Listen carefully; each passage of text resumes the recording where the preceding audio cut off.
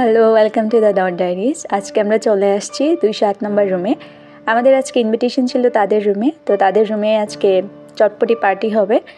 সেই সাথে বানিয়েছে পিঠা, আর এটা হচ্ছে চটপটির জন্য টকটা একদম অরিজিনাল তেঁতুলের টক, দেখলেই বোঝা যাচ্ছে। তারপর খাওয়ার পর বোঝা যাবে যে টেস্টটা কেমন। তো এইখানে এখন চটপটিগুলো সাজিয়ে রাখা হয়েছে। আমরা প্রায় 15 জনের মতো আছি এখানে। তো চটপটিগুলো এখনও প্রিপেয়ার করা হচ্ছে, মানে ডেকোরেশনটা করা হচ্ছে। সেই ফাঁকে আমরা পিঠা খেয়ে নিই। তো এইখানে খুব সুন্দর পিঠা আছে, মানে একদম যেগুলোকে তালের পিঠার মতো দেখতে, মানে তালের বড়া বা এই টাইপের কিছু। তো এইটা টেস্ট করে দেখা যাক এটা কেমন হয়েছে। আর যেহেতু এখন শীত পড়ছে, তো পিঠা খেতে তো খুবই ভালো লাগে, আর এটার টেস্টটা হচ্ছিল খুবই দারুণ। তো এবার আমরা চটপটি খাবো। চটপটি খাওয়ার জন্য আমি খুবই এক্সাইটেড আছি। তো এখন খাওয়ার পালা, টেস্ট করে দেখা যায় কেমন হয়।